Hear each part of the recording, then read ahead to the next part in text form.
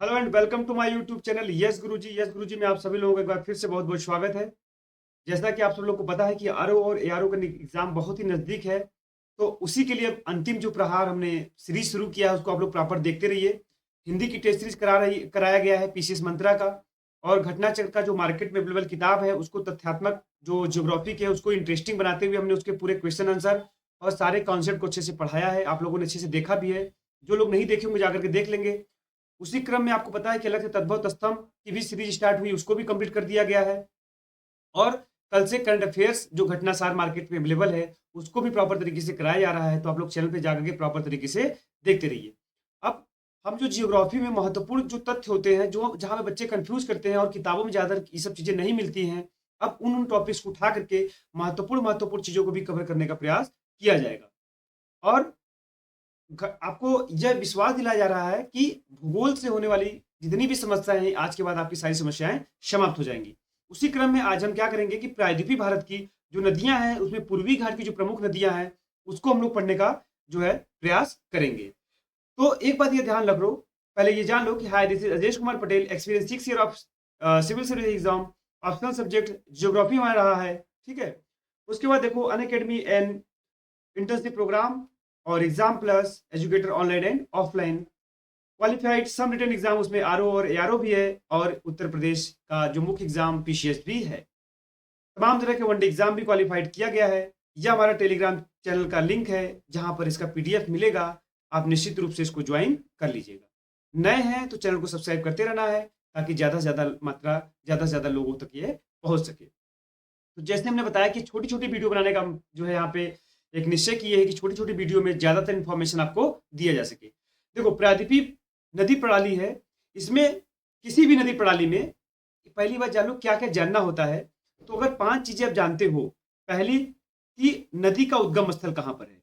कोई भी नदी है उसका उद्गम स्थल अगर आप जानते हो तो एक तो क्वेश्चन यहाँ से बनता है। दूसरा कहाँ से बनता है कि उसका मिलन स्थल का मतलब क्या होता है कि जहां पर अपना वो जल डिपॉजिट करती है, जल गिराती है, ये ध्यान रखना। ठीक है। तीसरा क्या अगर आप याद रखना चाहते हो तो तीसरा आप याद रखिए कि उस नदी पर प्रमुख जो परियोजनाएं बनी हुई हैं, प्रमुख जो बांध परियोजनाएं हैं, तो प्रमुख परियोजनाओं को आप याद रख लीजिए। प्रमुख परियोजनाओं को याद रखिए, यह चीज आप जान गए। चौथा आप क्या याद रखेंगे, वह नदी कितने राज्यों से होकर गुजर रही है। तो कितने राज्यों से वो गुजरती है, किसी नदी के लिए देखो यही फॉर्मूला अपनाना कभी भी गलत नहीं होगा। कितने राज्यों से गुजरती है, यह आप जान लेना। और एक चीज क्या रखोगे जो महत्वपूर्ण होता है कि उसकी जो सहायक नदियां हैं, जो सहायक नदियां हैं, अगर यह भी आपको पता लग जाए तो आपकी सारी समस्या समाप्त हो जाएगी। तो जब हम एक बार डिटेल ज्योग्राफी पढ़ाएंगे तो इसी क्रम में बेहतर तरीके से हम पढ़ाएंगे। फिलहाल चूंकि एग्जाम नजदीक है तो भी हम छोटा छोटा करके सारे इंफॉर्मेशन देने का प्रयास करेंगे। जैसे इस नदी में हम क्या क्या बताने वाले हैं, इस टॉपिक में क्या क्या बताने वाले हैं, एक मिनट रुकिएगा बस। हाँ, इस टॉपिक में क्या क्या बताने वाले हैं, हम नदी का उद्गम स्थल बताएंगे, कहाँ से वो नदी उद्गम उद्गम होती है, कहाँ पर अपना जल गिराती है, जैसे कि बंगाल खाड़ी में गिराती है या अरब सागर में गिराती है, प्रमुख परियोजनाओं पर कौन कौन है, कितने राज्यों से वो गुजरती है, उस पर्टिकुलर नदी की बात हो रही है, उसके अपवाद क्षेत्र की बात नहीं हो रही है। अगर उसके अपवाद क्षेत्र को ले लेंगे तब तो और बड़ा अपवाद क्षेत्र, क्योंकि उसकी सहायक नदियां जब पढ़ाएंगे तब उसके अपवाह को भी हम पढ़ाएंगे। फिलहाल यहाँ पर हम सहायक नदियों को नहीं पढ़ाएंगे क्योंकि वीडियो लंबा बन जाएगा। एक एक नदियों का हम अलग अलग सहायक नदियों को आपको देते रहेंगे और याद कराते भी रहेंगे। देखना, याद कराने का एक ट्रिक भी है जो आपको सारी नदियां याद हो जाएंगी। तो फिलहाल हम लोग प्रायद्वीपीय नदी तंत्र को हमने आपको बताया कि प्रायद्वीपीय भाग होता है भारत का, यही प्रायद्वीपीय भारत का भाग है। तो प्रायद्वीपीय भारत के भाग को दो भागों में बांटा गया नदियों को, एक पूर्वी घाट की प्रमुख नदियां, एक पश्चिमी घाट की प्रमुख नदियां। यह देखो ये आपका ये जो होता है यही पूर्वी घाट की नदियां हैं पूरा यहाँ तक। एक मिनट, हाँ, ये पूरी आपकी पूर्वी घाट की नदियां हैं, पूर्वी घाट की नदियां हैं। ये वाली जो नदी रेस्ट है, ये वाला जितना भी रीजन है ये क्या है, ये पूर्वी घाट की नदियां हैं। ठीक है। और इसी तरह जो इधर बह रही है ये सब क्या है, तो पश्चिमी घाट की नदियां हैं। तो फिलहाल अभी हम पूर्वी घाट की नदियों को पढ़ेंगे, इसी तरह हम पश्चिमी घाट की। अब देखो कम से कम इसमें 13 से 14 नदियों को हम पढ़ने वाले हैं, जो बहुत सारी नदियों के नाम आप पहली बार सुनेंगे।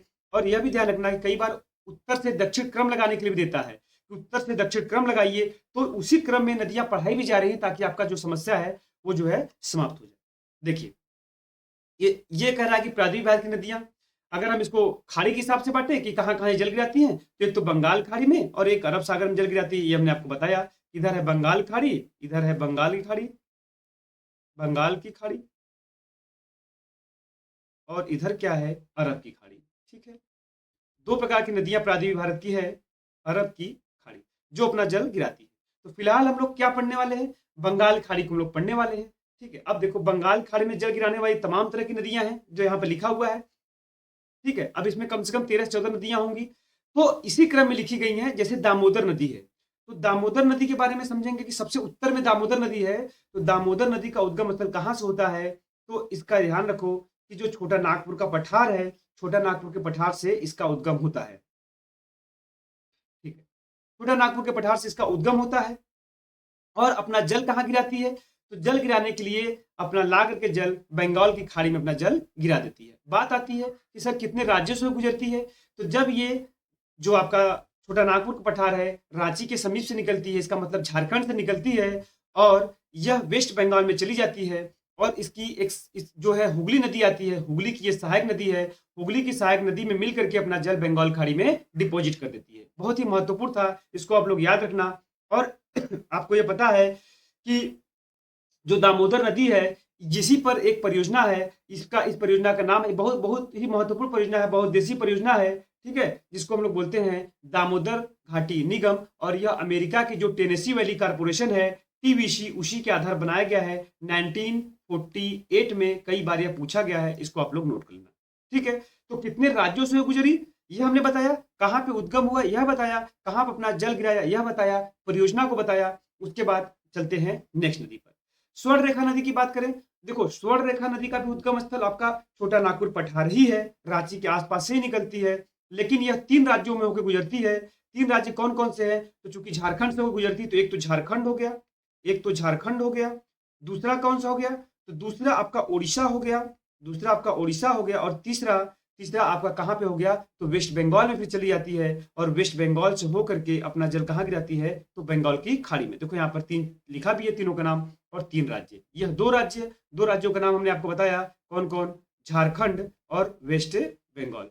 क्यों, क्योंकि वेस्ट बंगाल में हुगली की सहायक नदी है। इसे जैविक मरुस्थल भी कहते हैं, क्योंकि बहुत ज्यादा जो है प्रदूषित नदी है। नेक्स्ट नदी पे चलते हैं, देखो वैतरणी नदी। वैतरणी नदी का जो उद्गम स्थल है आप देखोगे, तो उड़ीसा में ही एक पठार है, उसको हम लोग बोलते हैं क्योंझर का पठार, या केंदुझर भी उसको बोलते हैं। कई बार केंदुझर भी मिलता है, तो कंफ्यूज मत होना। केंदुझर का पठार या क्योंझर का पठार मिलता है, वहीं से ये उद्गम होती है, और इसी में अपना अपवाह तंत्र बनाते हुए वेस्ट बंगाल में अपना जल डिपोजिट कर देती है। नेक्स्ट चलते हैं ब्रह्माणी नदी पर। देखो ब्रह्माणी नदी का भी उद्गम स्थल छोटा नागपुर का जो पठार है, रांची के समीप से निकलती है। इसका मतलब है कि दामोदर नदी, स्वर्ण रेखा नदी, ब्रह्माणी नदी, यह तीनों नदियों का उद्गम स्थल छोटा नागपुर का पठार है। याद करना आसान हो गया आपको। ब्रह्माणी नदी जब निकलती है, तो ब्रह्माणी नदी देखो, एक बात ध्यान रखो कि 2 नदियों किससे मिलकर बनी है। एक नदी शंख नाम से बनती है, एक नदी इसका एक सहायक नदी शंख है, एक सहायक नदी इसका क्या है, कोयल है।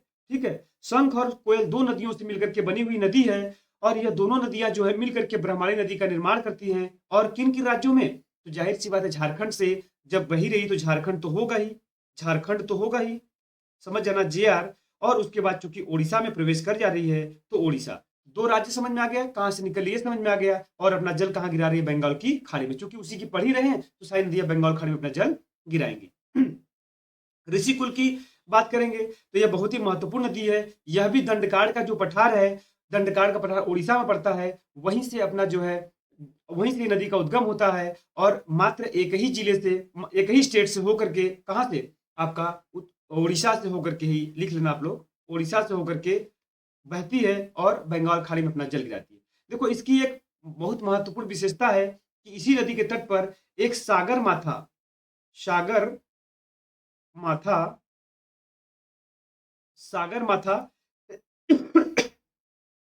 या गहिर माथा, ठीक है, या गहिर माथा भी इसको बोलते हैं, गहिर माथा। ठीक है, सागर माथा या गहीर माथा इसी ऋषिकुल नदी के मुहाने पर स्थित है, जहां पर कछुआ प्रजनन केंद्र भी जो है स्थापित किया गया है। ओलिव रिडले कछुआ जो होते हैं, जो कि उनकी प्रजाति लुप्त प्राय प्रजातियों में आती है, तो कछुआ प्रजनन केंद्र, कई बार पूछा गया कि ओलिव रिडले, इसका नाम लिख लो, ओलिव रिडले, क्या नाम है? ओलिव ओलिव ओलिव है ये, ओलिव रिडले। ओलिव रिडले कछुआ प्रजनन केंद्र कहाँ पर है? तो इसी ऋषिकुल नदी के तट पर है। किस स्थान पर है? तो गहीर माथा या सागर माथा नामक स्थान पे है। ये भी समझ गए। चलिए नेक्स्ट नदी पे चलते हैं, महानदी। तो महानदी तो आपको सबको पता है कि महानदी एक महत्वपूर्ण नदी है, तो यह 2 राज्यों से गुजरती है। तो पहले इसका उद्गम स्थल देखिए भैया, तो महानदी एक सिहावा का पठार पड़ता है। सिहावा का पठार कहाँ पड़ता है? सिहावा का पठार, तो अमरकंटक का पठार आपने सुना होगा, उसी अमरकंटक के पठार के पास सिहावा का पठार है। मतलब कि जो आपका छत्तीसगढ़, उड़ीसा, झारखंड राज्यों में फैला हुआ अमरकंटक का पठार है, वहीं के पास सिहावा का पठार है। तो सिहावा का पठार मतलब छत्तीसगढ़ से होकर के उड़ीसा में प्रवेश करती है। इसका मतलब छत्तीसगढ़ और उड़ीसा। ये कई बार पूछा गया, बहुत महत्वपूर्ण इंफॉर्मेशन मैं दे रहा हूं, इसको निश्चित रूप से आप लोग देख लीजिएगा। उड़ीसा से होकर के बे ऑफ बंगाल में, बंगाल खाड़ी में अपना जल गिराती है। ठीक है, और आपको पता है कि इसी नदी पर हीराकुंड बांध बनाया गया है, जो आपको कब बनाया गया है? तो 1957 में इसका निर्माण किया गया। ये बहुत महत्वपूर्ण है, ये आप ध्यान रखिएगा। नेक्स्ट चलते हैं हम लोग गोदावरी। देखो इन सब नदियों की सहायक नदियां भी हैं, लेकिन इन सब नदियों की सहायक नदियों को भी हम नहीं पढ़ा रहे हैं, क्योंकि वीडियो लंबा बन जाएगा। एक एक नदियों को उठाएंगे और सभी की सहायक नदियों को हम बता देंगे, तब आपका ये काम आसान हो जाएगा। देखो गोदावरी नदी, तो गोदावरी नदी में देखो हमने लिखा है 3 राज्यों में, तो 3 राज्य कौन कौन है भैया? तो ये आप ध्यान रखना कि यह महाराष्ट्र में त्र्यंबकेश्वर से निकलती है। त्र्यंबकेश्वर जिला भी है, त्र्यंबकेश्वर की पहाड़ियों से निकल करके तो महाराष्ट्र में आती है। उसके बाद देखो तेलंगाना में जाती है, उसके बाद आंध्र प्रदेश में होकर के बहते हुए बंगाल की खाड़ी में अपना जल गिरा देती है। यह बात आप नोट कर लेना, बहुत ही महत्वपूर्ण था। ठीक है, और अगर इसकी लंबाई की बात करेंगे तो 1465 किलोमीटर इसकी लंबाई है, जो दक्षिण भारत की सबसे लंबी नदी है, और इसे जो है बूढ़ी नदी या बूढ़ी गंगा भी कहते हैं। कृष्णा नदी की बात करें, कृष्णा नदी का देखो लंबाई की बात करेंगे तो 1400 किलोमीटर है। इसका उद्गम बात करेंगे तो यह भी महाराष्ट्र से ही उसका उद्गम होता है। कहां से? तो यह महाबलेश्वर की पहाड़ी है, वहां से निकलती है, और उससे होते हुए यह 4 राज्यों में, कहां कहां? तो पहले महाराष्ट्र में, फिर उसके बाद कर्नाटक में, फिर उसके बाद तेलंगाना में, और आंध्र प्रदेश से होते हुए अपना जल जो है बंगाल खाड़ी में गिराती है। वही 4 राज्यों का नाम लिखा गया है, आपको यह पता होना चाहिए, बहुत ही महत्वपूर्ण था। ठीक है। पेन्नार नदी देखो इसी क्रम में है भी। पेन्नार नदी अगर हम देखेंगे तो पेन्नार नदी 2 राज्यों से होकर बहती है। पेन्नार नदी भी बहुत महत्वपूर्ण है, ये बात ध्यान रखना, कई बार बच्चे कंफ्यूज करते हैं। तो नंदी दुर्ग की पहाड़ी पड़ती है, नंदी दुर्ग की पहाड़ी है कहां पर? कर्नाटका में। तो कर्नाटक से होते हुए आंध्र प्रदेश में प्रवेश करती है और अपना जल बंगाल की खाड़ी में गिरा देती है। इसमें बहुत ज्यादा नहीं पूछा जाता है, लेकिन क्रम लगाने के लिए पूछा जाता है, इसलिए इंपॉर्टेंट था। कोलार नदी देखो, यह भी नंदी दुर्ग की पहाड़ी के आसपास से ही निकलती है। कर्नाटक जो राज्य है उसी से, चिकमंगलूर जिला, अगर जिला पूछे तो चिकमंगलूर जिला है। और 3 राज्यों यहाँ पे क्यों लिखा गया है? तो यह जो है कर्नाटक से, उसके बाद देखो नीचे आती है, तमिलनाडु में आती है, उसके बाद ऊपर की तरफ जाती है आंध्र प्रदेश। तो यह 3 राज्यों में होकर प्रवेश करती है। तो कई बार यह कंफ्यूजन दूर रख लेना कि यह 2 राज्यों से, जबकि पलार नदी 3 राज्यों से। कावेरी नदी की बात करें तो कावेरी नदी आपको पता है कि कर्नाटका में ब्रह्मगिरी की पहाड़ियों से होकर के ये निकलती है, ब्रह्मगिरी की पहाड़ियों से होकर के निकलती है। और 4 राज्य भैया कौन कौन है? तो 4 राज्य कौन कौन है? ठीक है, तो एक तो हो गया आपका कर्नाटक, ठीक है।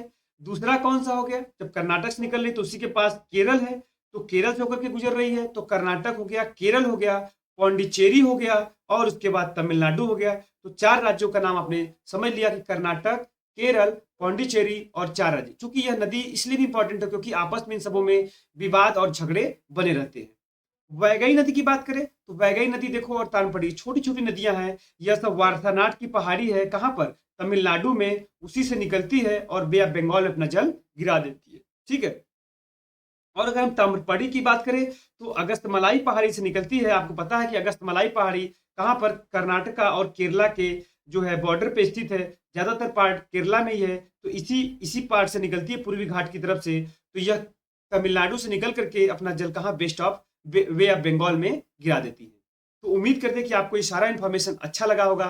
अगर वास्तव में अच्छा लगा तो प्लीज़ जो है चैनल को लाइक करिए, शेयर करिए और सब्सक्राइब करिए। और अगर कुछ भी इससे संबंधित जानकारी और बची हो तो निश्चित रूप से जो है कमेंट बॉक्स में छोड़ दीजिए, ताकि हम और अच्छा वीडियो आपका बना पाए। देखिए, अब उसको हमने हैंड रिटन के माध्यम से बताने का प्रयास किया है, ये ध्यान रखिएगा। एक सेकेंड, हाँ। सबसे पहले हमने आपको दिखाया था कि देखिए यहाँ पर स्वर्ण रेखा नदी, इससे भी पहले एक नदी यहाँ पर छूट गई, उसको बना लेना, जिसका नाम था क्या, दामोदर।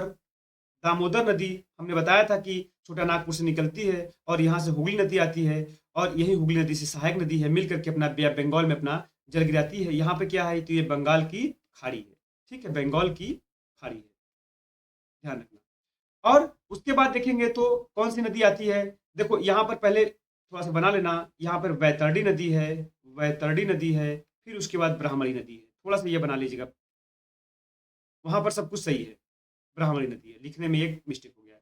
तो स्वर्ण रेखा हो गया, ब्राह्मणी हो गया, वैतरणी हो गया, ऋषिकुल हमने आपको बताया ही। और एक चीज यह भी ध्यान रखना कि ब्राह्मणी नदी ये दो नदियों से मिलकर बना है, शंख और कोयल से, हमने ये आपको बताया, छोटा नागपुर के पठार से ही निकलता है।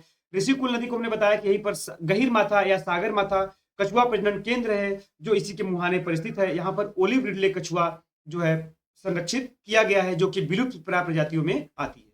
महानदी के बारे में हमने फिर बताया कि देखो भैया, महानदी का उद्गम स्थल सिहावा के पठार से है, जो जो है आपका छत्तीसगढ़ और उड़ीसा से होकर के बे ऑफ बंगाल अपना जल गिरा देती है।